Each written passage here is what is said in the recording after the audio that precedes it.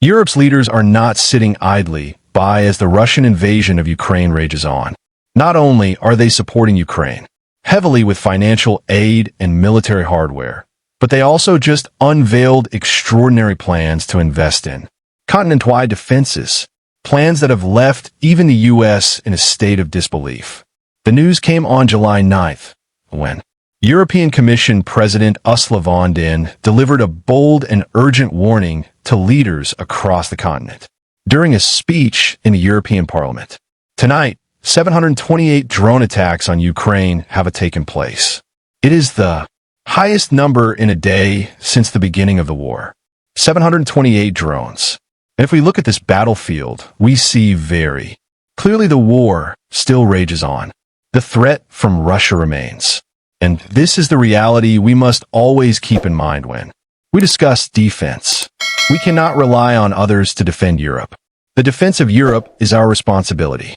As von der Leyen states, her comments came mere hours after Russia launched its biggest drone strike on Ukraine since the war began.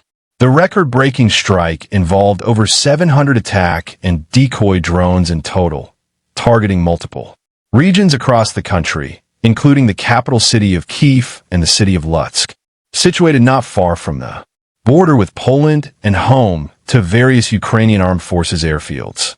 Lutsk is a key location for Ukraine to receive foreign military aid, and experts feel that Russia was aiming to disrupt the supply of Western weapons.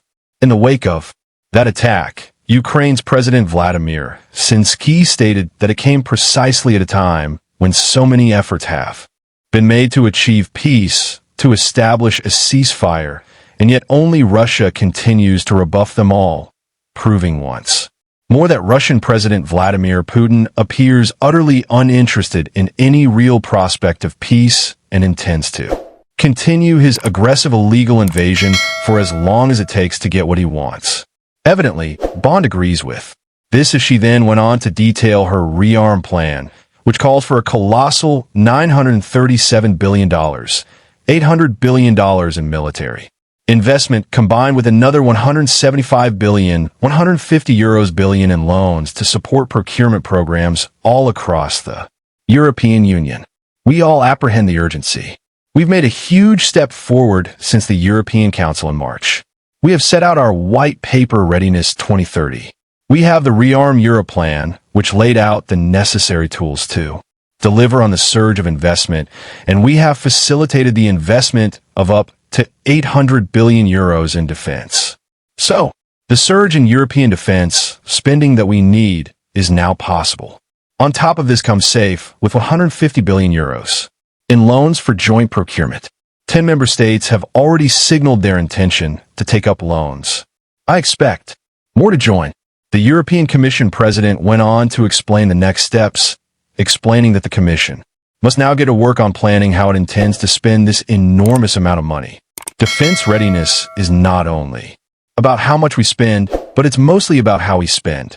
And this is why the European Council has tasked us to work on a roadmap for readiness for the European Council.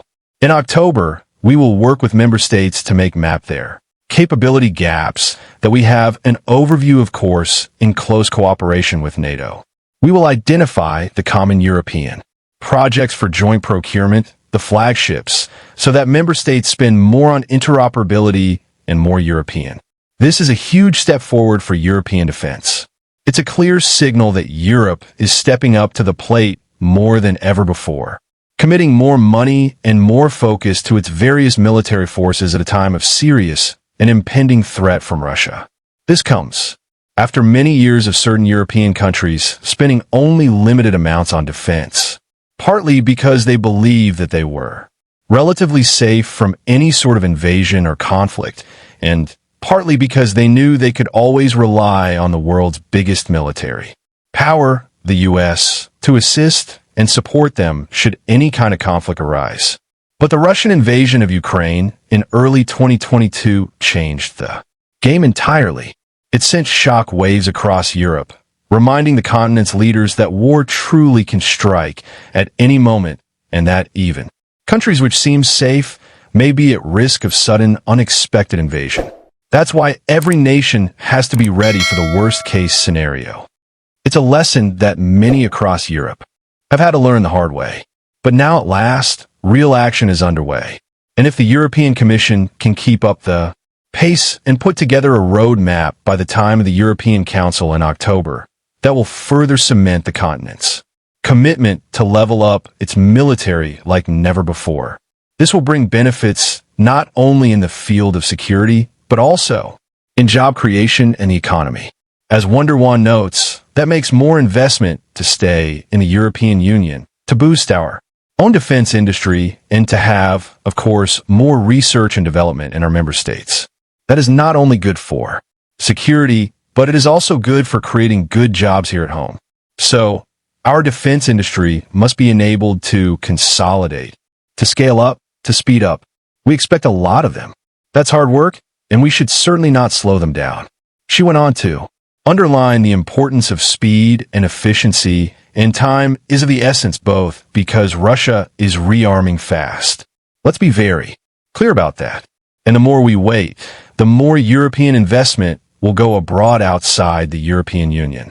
Clearly, Europe understands the need to act fast because Russia is really ramping up its attacks on Ukraine.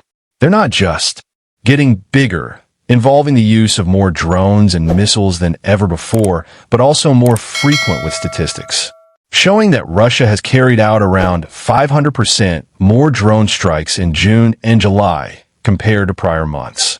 And 2025 so far has seen well over 3,400 drone strikes on average each month, compared to less than 1,000 per month in 2024. Putin has also made bold pronouncements in recent times about taking over the entirety of Ukraine, stating, "I've said it before, Russians and Ukrainians are one people. In this sense, all of Ukraine is ours. There's an old rule that wherever a Russian soldier sets foot, that's ours." The Russian leader has also expressed a desire to set up a